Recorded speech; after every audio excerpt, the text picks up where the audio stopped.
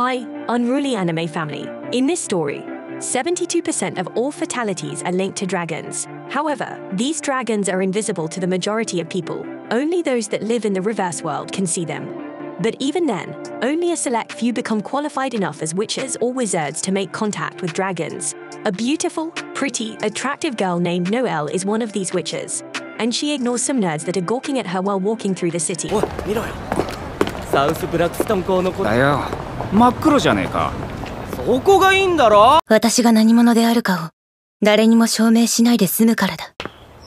Noel's walk is interrupted by a little dog that looks like a bear, but she comes prepared with a treat. A menacing laugh can be heard in the distance as an evil boy claims that she has fallen for his trap. Some stupid dweeb appears out of nowhere to reveal that the little furball is his precious dog, Osushi. The nerd's name is Balgo, and he just wants to get a look under Noel's dress, but he just ends up getting destroyed by her kick.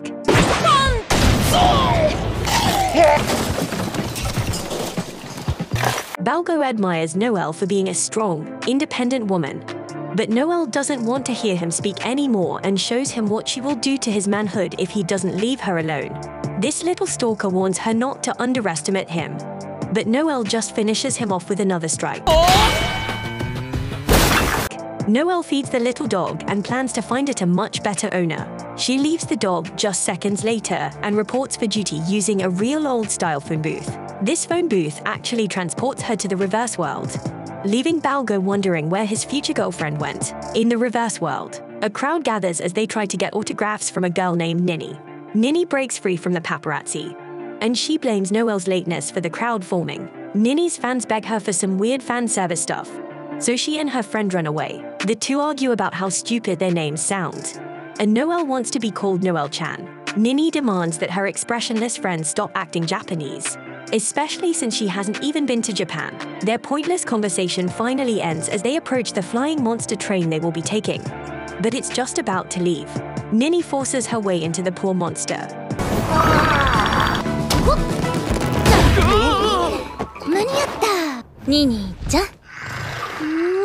So Noel thanks her but annoys her by calling her by her first name. The view from this monster shows the magical world, but it also shows just how popular Ninny is as her crazy fans spot her on a non-monster train at a dragon management agency called Wingbind. Billy the chief thanks the girls for reporting to work. The girls prepare to head on a mission, so Ninny unleashes her malnourished Charizard. Billy tells the girls that their mission this time will be a lot of fun, but Ninny's furious since that is what he always says. But he is always wrong. Noel, with her lifeless eyes, tells Ninny to shut up because her arguing won't change anything. The girls decide to just hop on their dragon-like Pokemon-looking things and fly off to get some work experience doing the mission. Back in the normal world, Balgo can only remember seeing Noel disappear. He is super dramatic, but it turns out that he's just upset that he wasn't able to see under her schoolgirl dress. The nerd's friend named Shelby tells him that the reverse world is just a fairy tale, so Balgo has his vicious guard dog attack him. Osushi is more hopeless than Balgo's chances with Noel, so Shelby gives him some advice. Shelby tells him to stop drooling over her so much and become friends with her instead.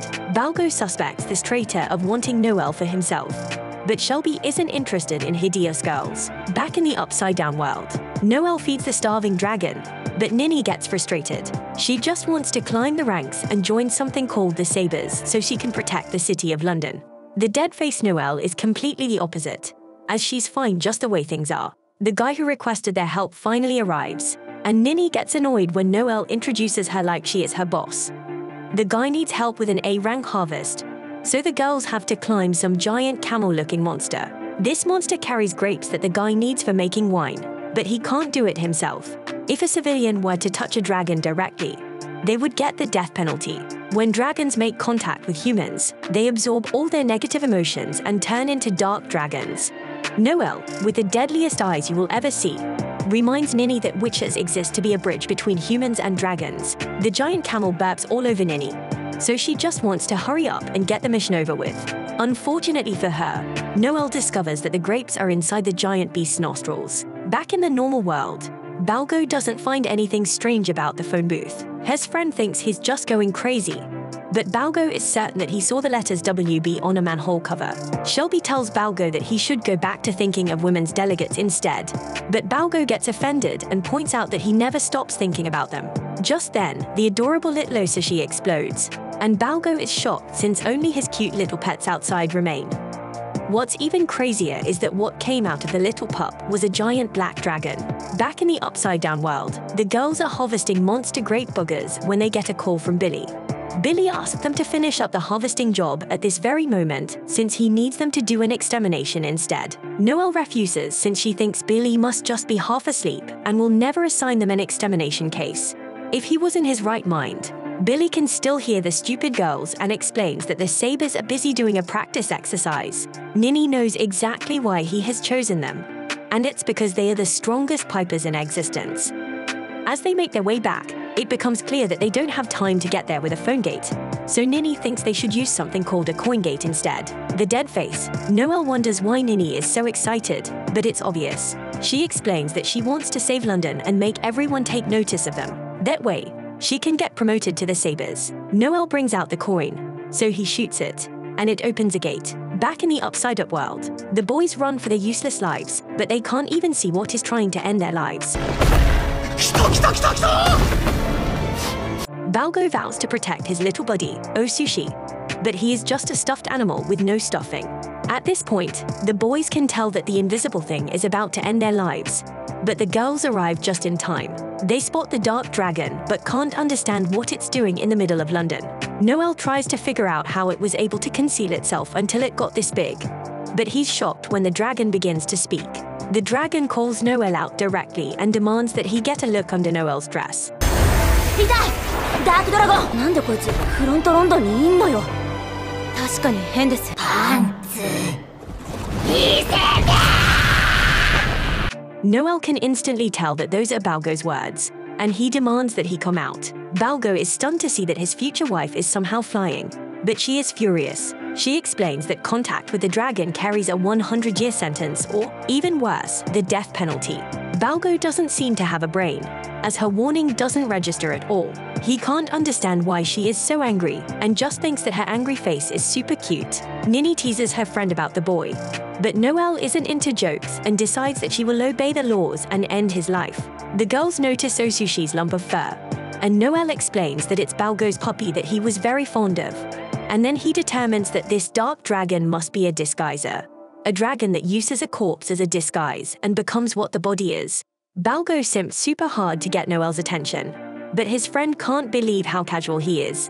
Even after Osushi just lost his life, Balgo is in serious denial, as he says that the little furball is still alive, just a little limper. Shelby points out that the dragon actually chewed Osushi up from the inside, but Balgo is just shocked that his friend is actually able to see the invisible thing. Ninny rushes off to protect the boys and leaves the dragon to Noel. Noel watches her device closely, but it reveals that there is another dragon. It's too late, however, as Ninny has made it to the guys, and a dragon emerges from Shelby's body. ドラゴン？お前なんか見えてんの？もう大丈夫よ。指示に従って退避して。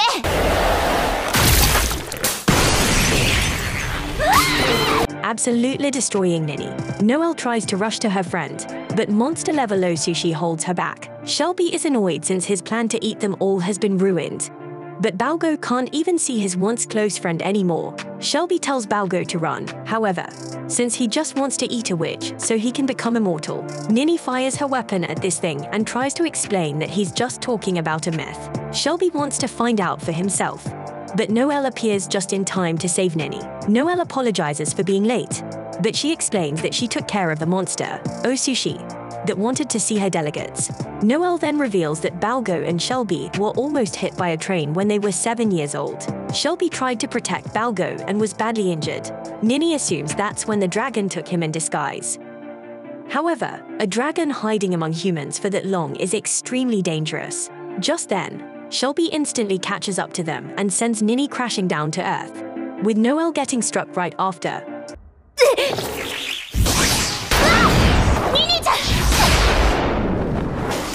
Ninny was thrown right by Balgo, but she gets really annoyed when he asks if she is okay even though she is clearly not. Ninny thinks he should have run away a long time ago, But Balgo explains that he couldn't just abandon someone. Shelby arrives and tells Balgo to get out of his way so he can eat Ninny. Balgo can't see the dragon, but is terrified by its sheer presence. Shelby states that once he becomes immortal from eating Ninny, he will be willing to let Noel go. Ninny is completely hopeless as Shelby sends out his attack, but she is shocked when she sees that Balgo protected her. Balgo screams in agony as he is in a great deal of pain, but he is stunned when he's finally able to see Monster Shelby. Ninny reminds Balgo that he's only supposed to be rescuing his beloved Noel, and this sim gets excited just by hearing her name. The Sim King just wants to keep talking about Noel, but Ninny quickly points out that he is losing a lot of blood. Shelby wants Balgo to just give up, but the little nerd shows signs of being a hero. As he refuses, Balgo reveals that the person he actually refuses to abandon is Shelby. Monster Shelby tries to explain that the real Shelby passed away when he was 7. All he did was wear Shelby's corpse and act like him the entire time. Balgo points out that this dragon has been Shelby for 10 years, and that means that it has been Shelby way longer than the real Shelby. He has always considered this fake Shelby to be his best friend, so he refuses to abandon him. Now it's clear that Balgo doesn't understand what dragon Shelby's trying to tell him, so Shelby decides that he will just have to end his life as well. Luckily, Noel appears out of nowhere and shows that she is the most powerful person in this anime.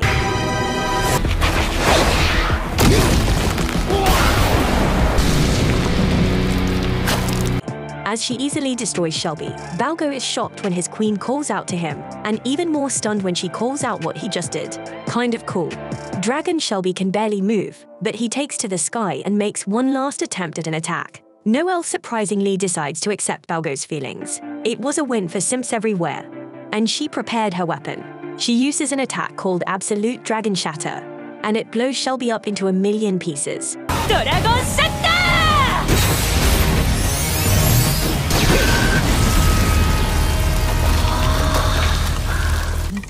Balgo is in awe of his queen, but a bit stunned to see that his friend was just blowing up. He thought that the story was building up to have Shelby saved, but Ninny explains that they are witches. Their job is to eliminate dragons, and their work is done. Back at headquarters, Ninny is furious about something.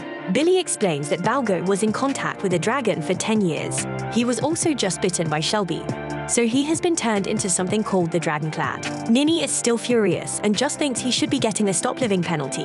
Anyway, Billy explains that Dragonclads are essentially dragons, so they must keep Balgo there. Billy plans to leave that responsibility to the girls, however, and simply wishes them luck. Osushi is surprisingly still alive and is apparently part dragon as well. He still wants to take a peek under Noel's dress, so Balgo tries to explain that he has no clue how will Sushi learn those words. Sometime later, Noel feeds her weird little plants and receives the paper from the dragon. Balgo is there as well, and gushes over how adorable Sushi is. Noel has him answer a call from Ninny, and he finds that Ninny is furious once again. Noel made it into the news, and she didn't even know Ninny thought she did most of the work.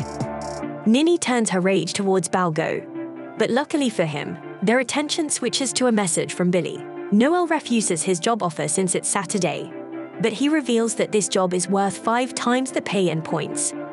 Thanks for watching my anime recap. Unruly family, please like, share and subscribe.